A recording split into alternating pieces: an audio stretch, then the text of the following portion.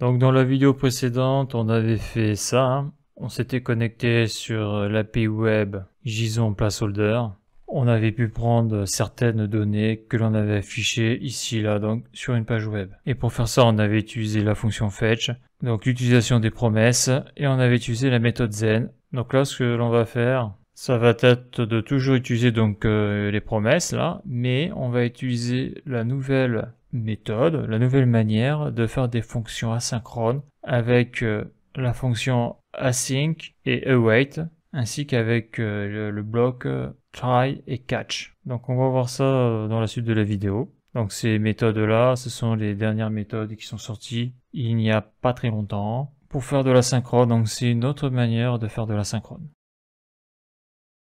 Donc déjà, avant de voir au niveau du code comment ça se passe, donc on va voir mes petites notes sur le sujet, donc async et await. Donc très utilisé pour faire des fonctions asynchrones. Une fonction asynchrone s'exécute de façon asynchrone en utilisant une promesse. Async et await vont permettre de gérer le code asynchrone de manière plus simple en bloquant l'exécution d'un code asynchrone jusqu'à ce qu'il retourne un résultat. Une fonction asynchrone doit avoir le mot-clé async avant la fonction. Dans le code, on peut faire appel à des fonctions asynchrones et attendre le résultat grâce au mot-clé await, appelé aussi opérateur await qui permet d'attendre la résolution d'une promesse dans une fonction asynchrone. Async await utilise les promesses en arrière-plan. Donc il est possible d'utiliser les deux en même temps. Donc async function MDN lien. Donc on va faire un tour sur le MDN. Donc async function.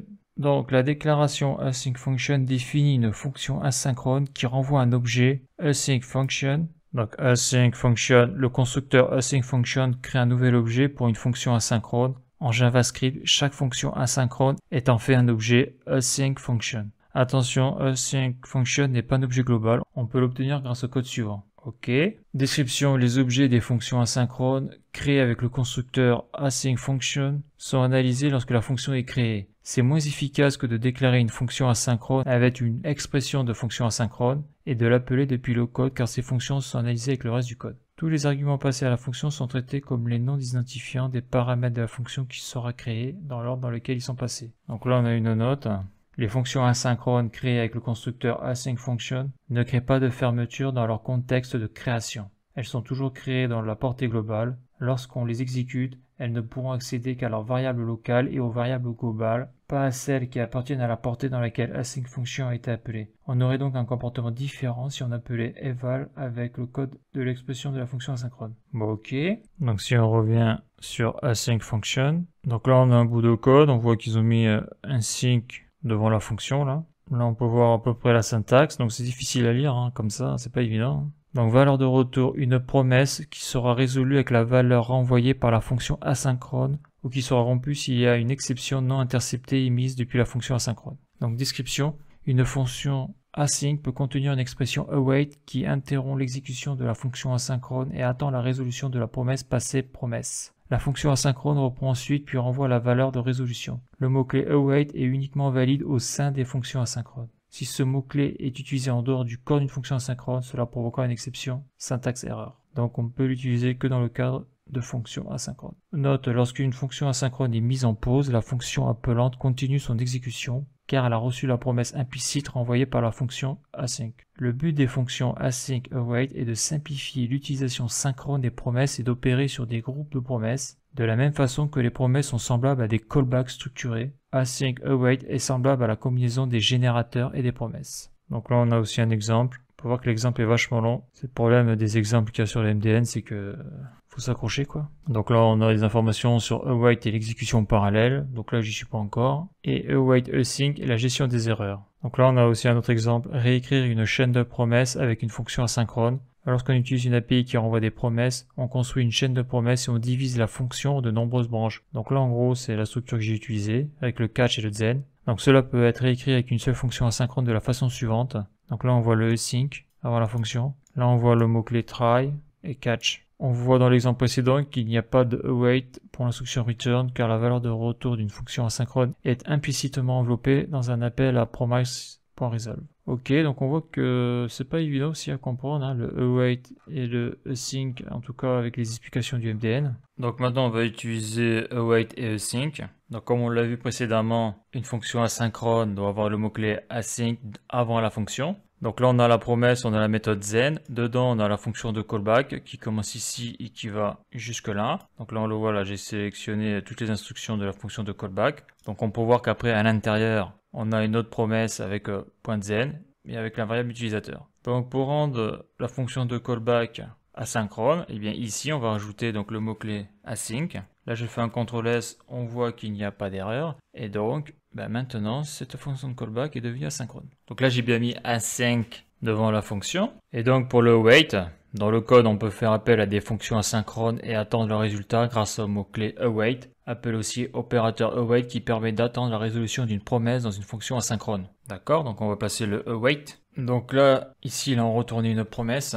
D'ailleurs, je vais le montrer là. Si je fais ici là, type of, si je fais CTRL S, donc il n'y a pas d'espace. Si je fais CTRL S, donc ici on voit rien du tout. Je vais marquer je suis ici, voilà, plus type of, CTRL S, je suis ici, donc c'est un objet, donc j'ai pas besoin du type of. Voyons, je vais essayer ça. CTRL S. Donc là on voit que ici là, donc je suis ici, objet promesse. Donc tout ça là, donc dans le réponse.json, donc ça renvoie une promesse dans user data. Donc ça je vais le supprimer. Et donc après dans le user data, donc j'utilise la méthode zen, donc j'utilise encore une autre promesse pour récupérer donc dans les données ce que j'appelle l'utilisateur. Donc ça je vais le supprimer. Donc ça je vais le supprimer, je vais plus stocker donc la promesse dans une variable. Je vais directement prendre l'utilisateur là, donc les données de la promesse, CTRL C, CTRL V, d'accord. Et donc tout ça là, je vais le supprimer. Donc là, il ne faut pas que je me plante avec les accolades. Ça, je le supprime. Ça, je le supprime. Parenthèse 0, je la supprime. Si je fais CTRL S, donc là, j'ai une erreur.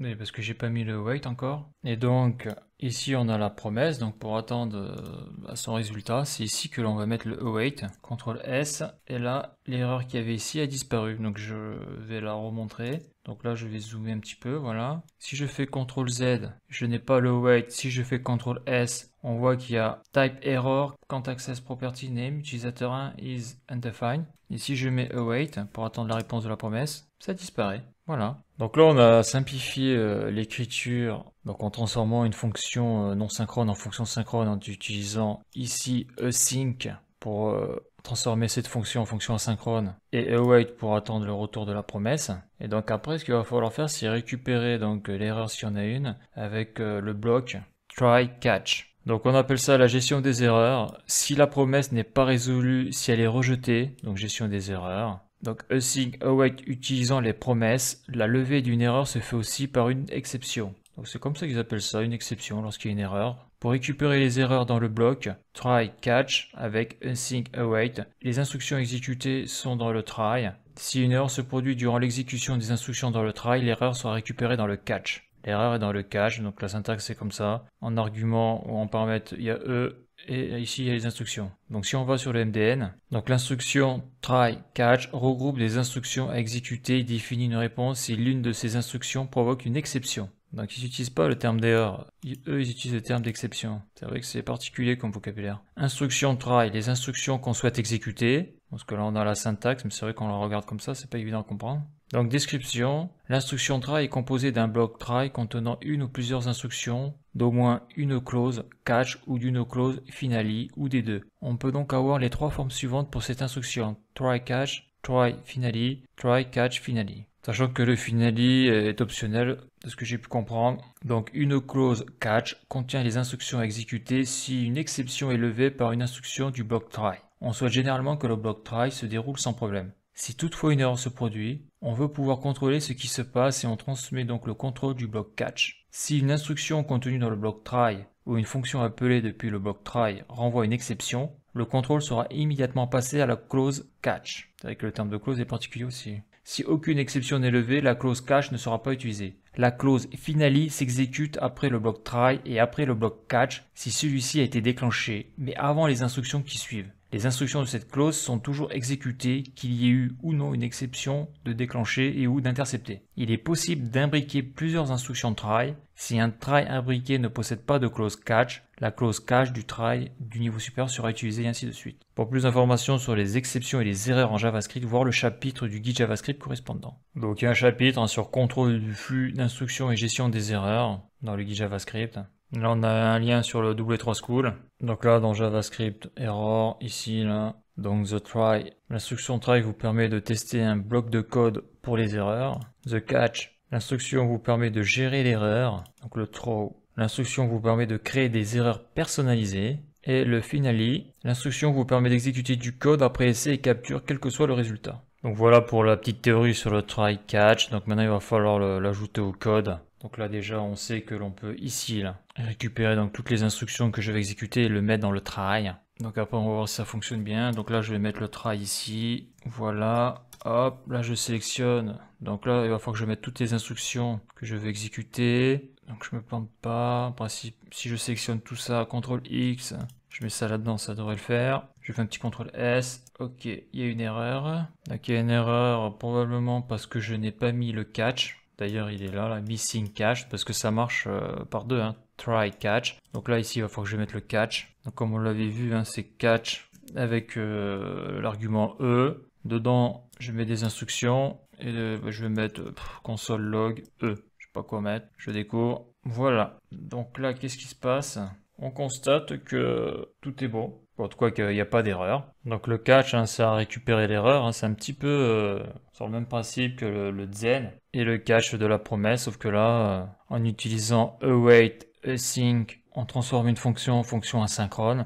Et pour récupérer l'erreur, donc en utilisant ces deux mots-clés qui sont donc async et await, et bien on a besoin du bloc try catch. Donc voilà, donc c'est complémentaire à ce qu'on a vu là sur les promesses juste avant avec le point zen et le point catch, avec à l'intérieur de la méthode .zen la fonction de callback. Donc voilà, donc on a fait les modifications en utilisant cette nouvelle terminologie, quoi, ces nouvelles fonctions, hein. Donc c'est récent, ça vient avec les nouvelles mises à jour du langage JavaScript, en tout cas les nouvelles normes, les nouvelles implémentations de fonctions. Donc tu vois, c'est ça qui est un peu chiant avec le JavaScript, c'est que ça évolue régulièrement, et donc tu peux faire quelque chose, donc tu auras donc un résultat, mais de plusieurs manières différentes. Et le problème, c'est qu'il faut pas tout mélanger, quoi. C'est ça la difficulté.